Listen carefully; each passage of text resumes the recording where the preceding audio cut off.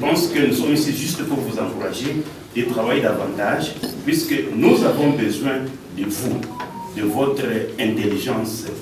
La conseillère du ministre national de l'Éducation a salué l'implication des décideurs en province pour les soucis qui les animent dans la promotion de l'éducation. C'est rare, donc je suis ravie vraiment de voir comment ici au Lualaba vous encouragez, vous encadrez nos enfants pour le bien de la nation. Donc félicitations déjà pour ça.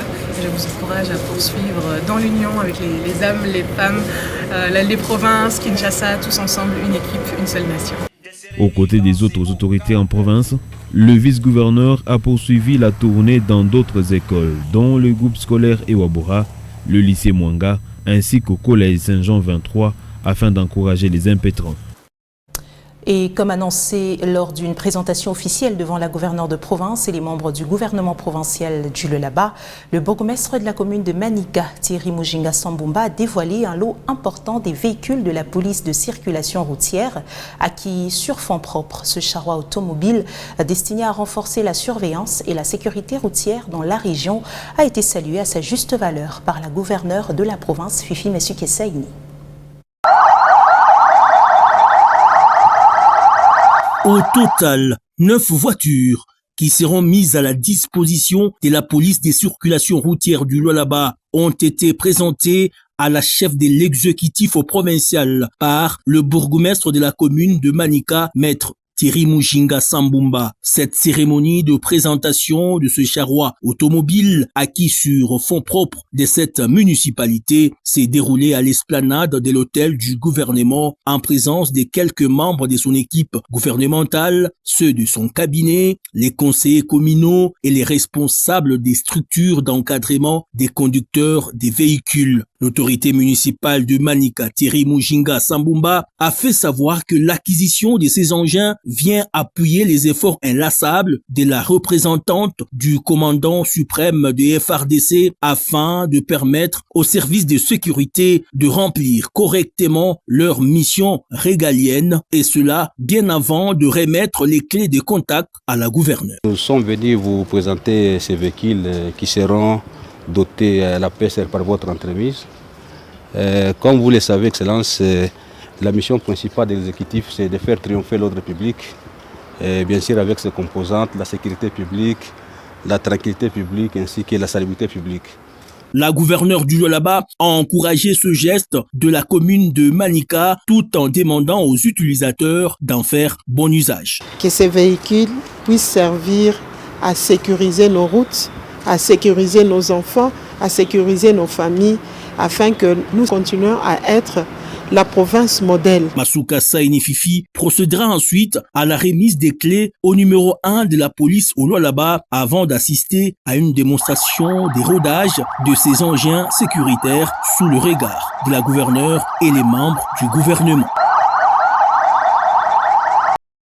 Ce journal se poursuit à la mairie de Kolwezi. Pour son engagement en faveur du développement durable et visible de Kolwezi, Jacques Massengo Kindele a reçu un prix spécial des jeunes francophones. La délégation conduite par Patrick Zing a salué les actions du maire en matière de salubrité, sécurité et infrastructure. Suivez. Les réalisations du maire de Kolwezi sont saluées au-delà des frontières face à ces vents de la transformation de Kolwezi impulsée par maître Jacques Massengo Kindele dans sa juridiction. Une délégation des jeunes francophones conduite par son coordonnateur s'est entretenue avec le maire de Kolwezi, maître Jacques Massengo Kindele, dans son cabinet de travail. Après leur participation au forum des jeunes francophones à Casablanca, au royaume chérifien du Maroc, Patrick Zing et son équipe sont venus témoigner leur reconnaissance à l'endroit du maire de Kolwezi et lui remettre un prix spécial pour ses réalisations à impact visible dans sa juridiction, notamment dans la salubrité publique, la sécurité observable sur toute l'étendue de Kolwezi, ainsi que plusieurs réalisations dans les secteurs des infrastructures des bases. Décerné à M. Jacques Massengo Kindele, en reconnaissance de votre engagement exemplaire et des bons services rendus à la nation congolaise ainsi qu'à l'espace francophone. Par la présente, la jeunesse francophone salue votre dévouement, votre leadership inspirant et votre contribution significative au rayonnement des valeurs de solidarité, d'unité et de progrès. Nous vous disons sincèrement félicitations. Merci. Un défi pas moindre à relever qui a été rendu possible grâce au concours de ces administratifs de l'hôtel de ville et la population de Kolwezi, a renchéri Maître Jacques Masengo Kindele. Certes, comme vous avez dit, relever les défis par rapport à beaucoup de problèmes que nous avons trouvés, mais on ne l'a pas fait seul. Nous l'avons fait avec mon équipe de la mairie, nous l'avons fait avec l'accompagnement de notre population. C'est pourquoi j'ai dédié humblement ces prix aussi à notre population de la ville de Kolwezi, qui ne cesse de nous appuyer parce que sans elle, on ne pouvait pas atteindre les objectifs que nous avons atteints. Patrick Zang et sa suite ont salué les dévouements et les leaderships serviteurs et inspirants du premier citoyen de la ville pour sa contribution significative au rayonnement des valeurs, des solidarités, d'unité et des progrès pour le bien-être de ses concitoyens. Nous avions vu son intervention sur le plan sécuritaire dans sa ville. Il a mis tout ce qu'il y avait à mettre, tout ce qui était à son pouvoir pour pouvoir lutter aussi par rapport à ça. Nous voyons sur le plan des infrastructures, par rapport aussi à son espace dans sa juridiction, il est intervenu. La propriété, nous revoyons encore tout ce qu'il y a. Maître Jacques Masengo Kindele, fidèle à l'engagement pris pour élever les standings de sa ville, a placé sa gestion orthodoxe au service du développement intégral de sa juridiction, qui est le socle de sa noble vision. Et parlons encore une fois infrastructure avec la modernisation des routes dans la commune chère à Françoise Mangwejiku-Aha, et c'est après la réhabilitation de l'avenue Mamokage dans le quartier Kanina. Plusieurs autres avenues de cette partie de la municipalité sont ciblées et reçoivent déjà leur première couche. C'est la cellule de communication de Dilala qui nous en dit plus. Des édifices publics aux infrastructures routières, la commune de Dilala s'y transforme du jour au lendemain en un vaste chantier après avoir initié les travaux de construction des deux bâtiments R+2 et R+1 devront abriter respectivement l'administration de la maison communale et la nouvelle clinique moderne. Madame Françoise Mangwejiku-Aha, bourgmestre de la commune de Dilala, ne laisse rien échapper à son regard déterminatif à redorer l'image de sa municipalité, brandie souvent comme un miroir du chef-lieu de la province.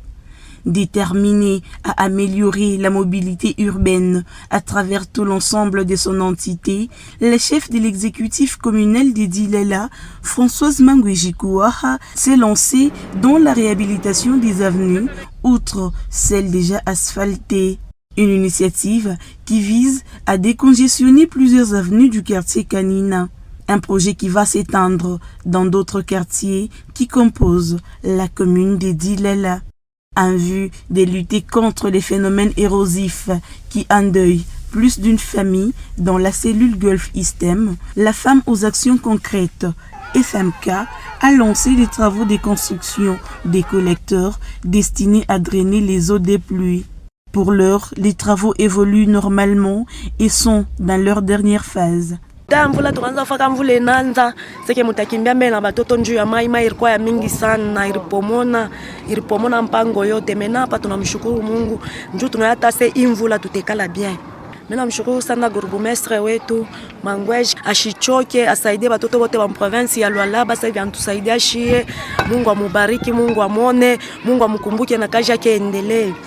La patronne de la municipalité de Dilala, Françoise Mangwejiku-Aha, reste déterminée à travailler sans faille pour développer son entité selon la vision éclairée du président de la République, Félix Antoine Tshisekedi Tshilombo, matérialisée au Lualaba par la gouverneure Fifi Masuka Saini.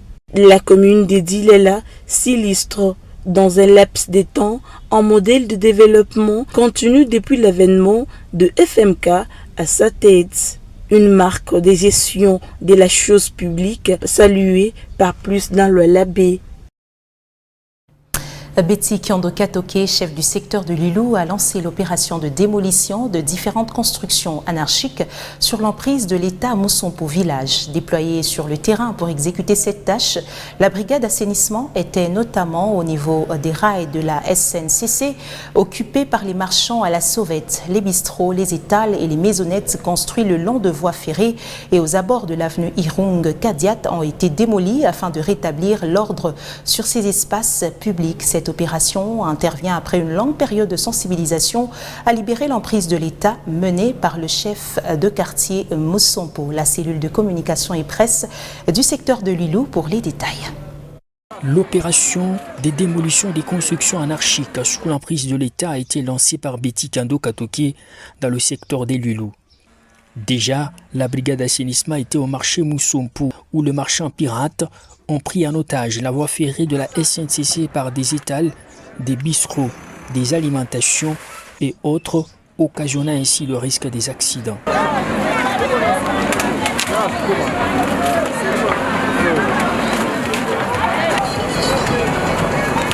Toutes ces constructions anarchiques ont été démolies dans le but de laisser libre le rail de la SNCC, contraindre les marchands pirates à regagner le lieu des négoces officiels, mais aussi assainir les milieux, transformés en dépotoirs. Ici, les aliments étaient vendus à même les sols, un risque de contraction de maladies hydriques. Il était donc important d'assainir ces milieux, a dit le chef des quartiers Mousompo, François Aikouli. Soko iko vide, bantu yote banakuwa kubalabala na kunjanja juu ya kufanya mamarché pirate. Maintenant leo tunakonstate que tusha kwanza basensibiliser depuis mars pour que ba libérer à partir ya njanja juu ya mariske kama train inafaa déraillement bantu yote banapashi kupatikana. Pour que je kesho mama gouverneur tusaidie ko chef de secteur tusaidie ko tuliomba ile opération kwa chef secteur inafaa tu libérer njanja. Tunabeba ko 5 metres na njanja, tunabeba ko 5 metres na balabala parce que ma passage ya mingi yametoka. L'opération de démolition s'est poursuivie jusque sur la route Manga et l'avenue Ronkadiat. Ces travaux qui permettent de laisser les voies libres sont salués par les habitants qui félicitent Betty Kiando Katoke d'avoir exécuté la décision prise par l'exécutif provincial Fifi Masuka Saini. Tunashirikia furaha sana ya kufanya bale bantu beko inje bote bengenda ndani ya soko. Juu atupende bantu inje bantu ndani. Shiba humu ndani atujishe mzuri kupitia ile marché pirate ku inje. Juu tunaomba mama de secteur afanye kwa nguvu. Na bale bote beo nabakia inje bote abengisho mundani. Juu shibote tuanze kujisha mzuri. Le secteur des Lulous doit refléter une bonne image. Toute personne qui occupe illicitement l'emprise de l'État est sommée de libérer la voie bien avant que les engins et la brigade d'assainissement ne passent pour la démolition, ont fait savoir le chef des brigades Christian Chikwenou et le chef des quartiers François Aikouli. Et puis, cette note circulaire datant du 14 juillet 2025 du ministère de l'Éducation nationale qui rendait publique une décision sur le maintien des filles enceintes au sein des établissements scolaires. Décision qui n'est pas approuvée par la commission épiscopale pour l'éducation et la coordination nationale des écoles conventionnées catholiques. Là-bas, les avis restent partagés dans le chef de la population qui pense que cette façon de faire ouvrirait une brèche à la dépravation des mœurs. Gloire Malessou, Joaini Kamine et Emmanuel Katende nous signent ce reportage. La Commission épiscopale de l'éducation nationale et la coordination nationale des écoles conventionnées catholiques déclinent la mesure du ministre national de l'éducation au sujet du maintien des élèves enceintes dans les établissements scolaires. Dans cette note circulaire signée le 14 juillet à Kinshasa par le secrétaire national de la Commission épiscopale pour l'éducation chrétienne, l'Église catholique s'oppose fermement à ce qu'elle qualifie de violation de l'article 17 de l'accord spécifique sur l'éducation. Au Lualaba, les avis restent très partagés quant à ce sujet. Le président de l'association des parents d'élèves catholiques estime que cette décision est à saluer car elle barre la propagation des antivaleurs dans l'Église et même au sein de la société. Christophe Kailou. L'Église catholique, la connaissant, ne pouvait pas tolérer ces genres d'antivaleurs. En fait, qu'est-ce qu'il y a? Si vous lisez cette lettre, son contenu, vous vous rendez compte qu'on a officialisé ou on vient officialiser l'immoralité.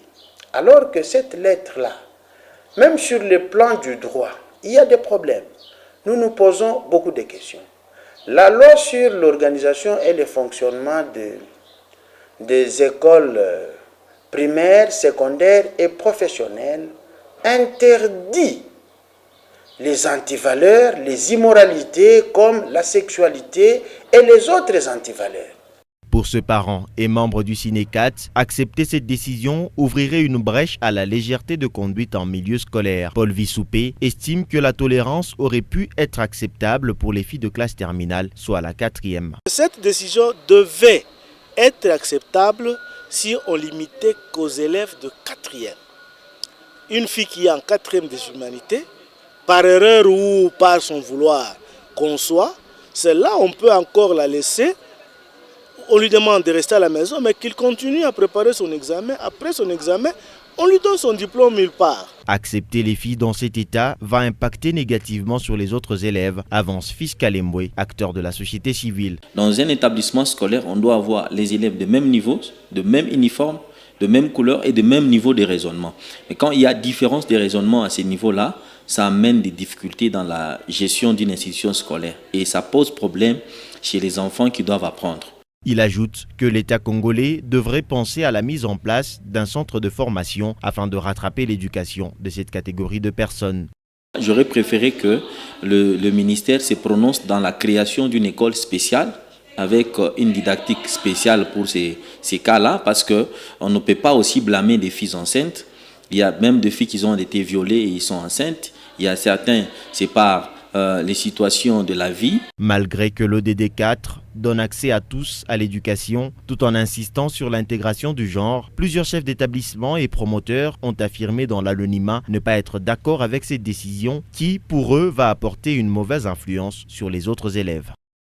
Un reportage de Gloire Malissou rendu par Junior Mbal. Puis cette triste nouvelle, décédé le vendredi 11 juillet dernier, le corps de Olivier Munda Djungu, comptable à l'Assemblée provinciale du Lualaba, a été mis en terre le mercredi 16 juillet 2025. Membres de famille, amis et connaissances, agents et cadres de la première institution ont honoré la mémoire de l'illustre disparu.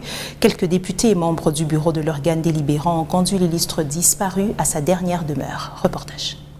De la morgue de l'hôpital Mwengeji, où un bref recueillement a été organisé, la dépouille de Olivier Ndjungu, comptable à l'Assemblée provinciale du Lualaba, était acheminée au cimetière Cité des Anges. Ici, au-delà de la famille biologique du défunt, les cadres et agents de l'Assemblée provinciale du Lualaba étaient présents.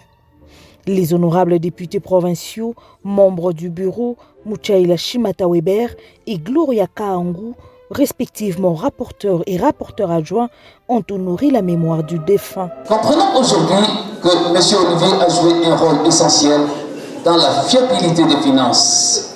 42 ans d'âge, un grand économiste de l'université de Lubumbashi.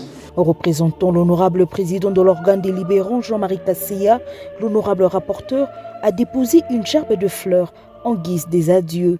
Ensuite, des gerbes de fleurs des cadres de la première institution.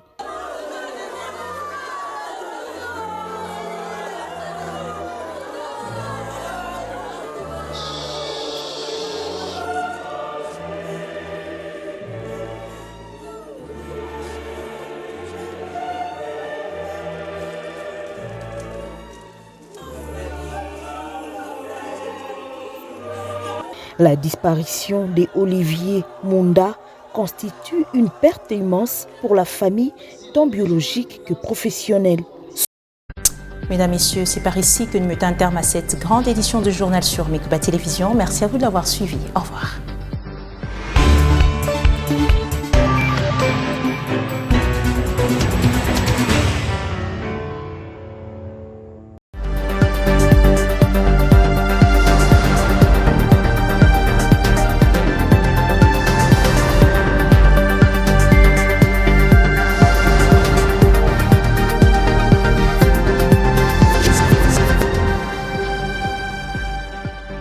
De partout où vous nous rejoignez, c'est l'heure du grand direct. Commençons par les titres.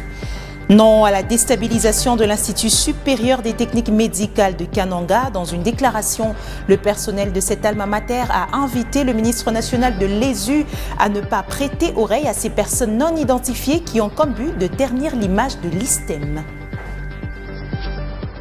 Au Lualaba, le vice-gouverneur Clément Moufoundji a lancé ce jeudi le test national de sélection et d'orientation scolaire et professionnelle TENA-SOSPE. Et la commune Manika a présenté des véhicules de la police de circulation routière acquis sur fonds propres à la gouverneure Fifi Masuka aux côtés des membres du gouvernement provincial du Lualaba. C'est tout pour le sommaire. À tous et à toutes, bienvenue.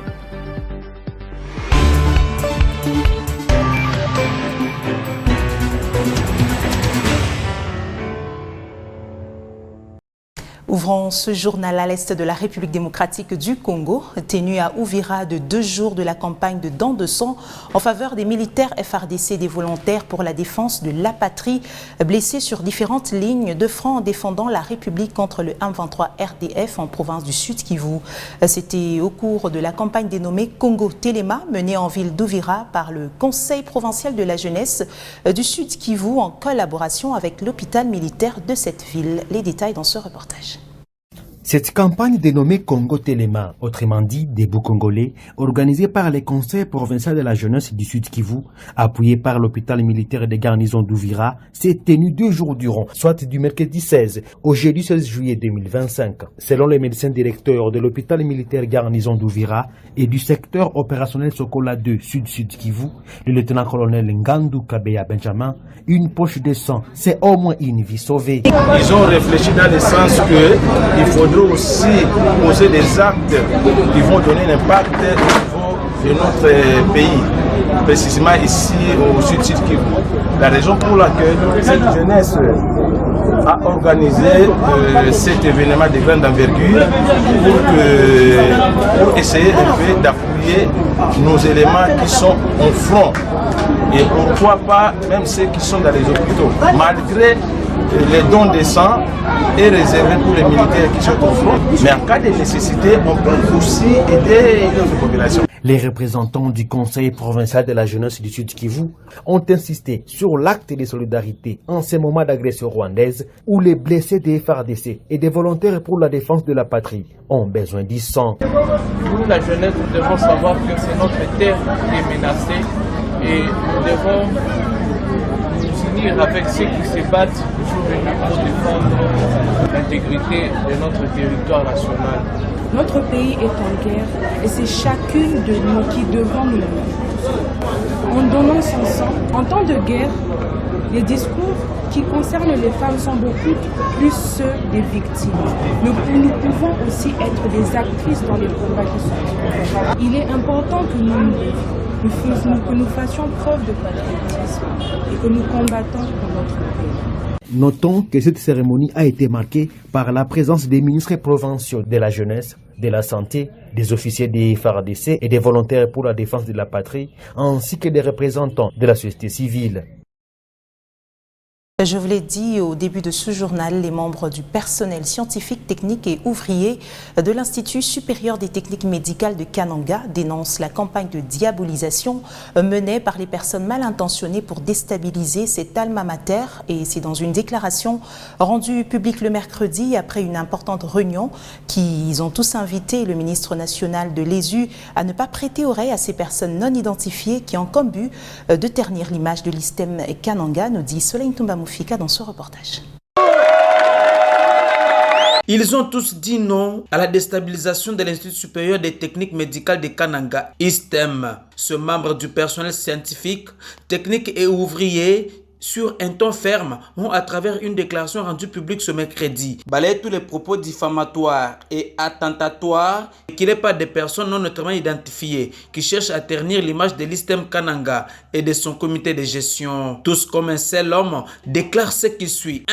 Les agents de l'ISTEM Kananga, nous ne reconnaissons pas avoir ni par nous-mêmes ni par personne interposée avoir revendiqué par une quelconque voie médiatique la mégestion de notre institution et le remplacement de l'actuel comité de gestion. 2. Demandons à son Excellence Madame la ministre de l'ESU de ne prêter aucunement oreille à ces velléités qui, du reste, n'engagent pas le personnel de l'ISTEM Kananga. 3. Demandons aux services de sécurité de tout mettre en œuvre pour identifier ces malfrats et les mettre à la disposition de la justice. Message bien répercuté en âme et conscience par les étudiants de cet alma mater qui mettent à l'air tout en garde tous ceux qui sont derrière des intérêts mesquins pour saper l'ISTEM Kananga. Jeannot Chipamba est le porte-parole des étudiants de l'ISTEM Kananga. Condamnons avec force ces comportements malsains qui n'ont que pour but de déstabiliser le fonctionnement de notre institution.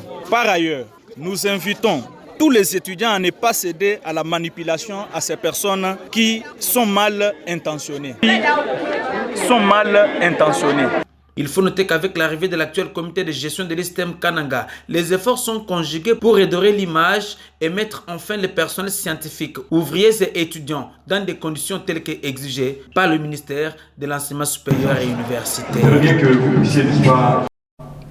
Quittons le Kasaï central pour la province du Lualaba. Poursuivant sa visite d'inspection des chantiers ouverts dans plusieurs zones de sa juridiction, la chef de l'exécutif provincial Fifimesuke Saini a évalué la qualité et l'état d'avancement des travaux de construction de l'université moderne de Kolwezi, la clinique universitaire, les facultés de la médecine ainsi que la piste de l'aéroport international de Kolwezi. Regardez. Au deuxième jour de sa tournée d'évaluation de la qualité et de l'état d'avancement des travaux de réalisation du projet infrastructurel, la gouverneure du Lualaba, Fifimesuke Saini, a été au site de l'université moderne de Kolwezi, l'un des chantiers phares du gouvernement provincial. Ici, des imposants bâtiments de plusieurs facultés, soit 20 auditoires en raison des 4 par bâtiment, pour une capacité de contenir 200 étudiants par auditoire, sortent des terres. Hormis les auditoires, cet alma mater disposera d'un bâtiment administratif R+3, 22 bureaux, des installations sanitaires, un bâtiment R+3 pour 44 laboratoires, salle informatique et un réfectoire. La nouvelle structure de celle qui sera l'une des meilleures universités efface les traces de son ancienne configuration qui lui a privé les standards des universités modernes du monde. Celle qui sort des terres aura en plus des auditoires et espaces pour divertissement, 4 hommes dont 2 pour femmes et 2 pour les hommes, avec chacun la possibilité de recevoir 200 étudiants par homme, soit un total de 800 étudiants qui pourront y être logés. Chaque homme sera composé de 48 chambres, 20 toilettes, 20 douches, une cuisine, un réfectoire, une buanderie et une cabine électrique. Dans ces encablures, on y trouve une clinique universitaire qui sera constituée d'un bâtiment administratif, un bloc opératoire, un laboratoire, un bloc pour la médecine interne, un bloc pour la médecine externe avec une capacité d'accueil des 100 patients. Le vœu le plus ardent de la meilleure élève du président Tshisekedi est de mettre fin au phénomène d'évacuation sanitaire en dehors du pays. 3 auditoires modernes pour la faculté de médecine sont aussi perceptibles avec une capacité d'accueil des 200 étudiants par auditoire et les installations sanitaires. Fifimesuke Saini et Clément Fujit-Natkarl inspecteront enfin la poursuite des travaux de la pose d'une couche d'asphalte sur la piste de l'aéroport international de Kolwezi. Les démarches sont donc en cours pour l'homologation de ces joyaux architecturaux. Notre première étape étant terminée, nous sommes en train maintenant de suivre les autres chantiers en construction. Nous sommes très satisfaits. Le vice-premier ministre, ministre des Transports, nous a promis de s'y atteler avec toutes les équipes techniques. La Régie des voies aériennes salue l'implication totale de la gouverneure pour doter sa juridiction des infrastructures aéroportuaires aux standards internationaux. Les travaux sont en train d'évoluer correctement et puis à une bonne vitesse. Ici, nous sommes sur la piste. Vous voyez que la fois passée, maman est passée pour le lancement de la première couche des bases de 9 cm. Aujourd'hui, elle est encore là. On a commencé depuis hier à passer la deuxième couche des bases de 9 cm encore. Ici, nous aurons une piste très solide. À travers cette ronde, la chef de l'exécutif entend donc léguer aux générations futures des ouvrages durables. Début ce jeudi du test national de sélection et d'orientation scolaire et professionnelle TENA-SASPE. Cet examen a été lancé sur toute l'étendue de la République démocratique du Congo et où là-bas, c'est le vice-gouverneur Clément Mufungi qui a donné le go aux côtés du ministre des Affaires foncières, représentant ici sa collègue de l'éducation, Oscar Kalambay, pour les détails. C'est au complexe scolaire Salvatore de Kolwezi qu'a été lancé le test national de sélection et d'orientation scolaire et professionnelle TENASOSPE. D'abord, le directeur provincial de l'éducation, Lualaba 1, a encouragé les impétrants à travailler afin d'obtenir des bons pourcentages.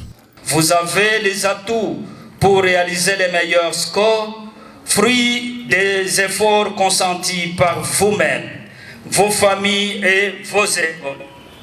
Les points obtenus permettront aux orienteurs de vous signifier vos aptitudes intellectuelles pour la filière embrassée aux humanités. Le vice-gouverneur Clément Moufoundji a pour sa part invité ses élèves à travailler individuellement. Donc il faut avoir d'abord confiance en soi-même. Il ne faut pas chercher à tricher sur les voisins. Ça va être une dure année.